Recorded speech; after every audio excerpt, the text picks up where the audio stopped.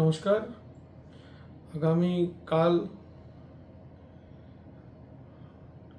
আমাদের পশ্চিমবঙ্গে আজকে যে ঘটনা ঘটেছে, ছাত্রদের উপর যেইভাবে একটা শান্তিপূর্ণ প্রতিবাদ মিছিলকে যেইভাবে আমাদের পশ্চিমবঙ্গের পুলিশ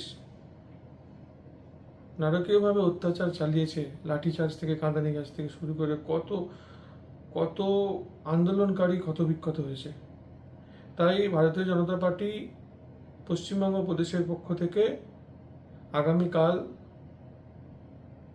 সকাল 6টা থেকে সন্ধ্যে 6টা পর্যন্ত 12 ঘন্টার বাংলা বন্ধের ডাক দিয়েছি। তো আরামবাগ সাংগঠনিক জেলার অন্তর্গত যে আমার 7টা বিধানসভা আছে, 7টা বিধানসভাতেই আগামীকালের যে বাংলা বন্ধ ভারতীয় জনতা পার্টির ডাকে সেই বন্ধকে সফল করব।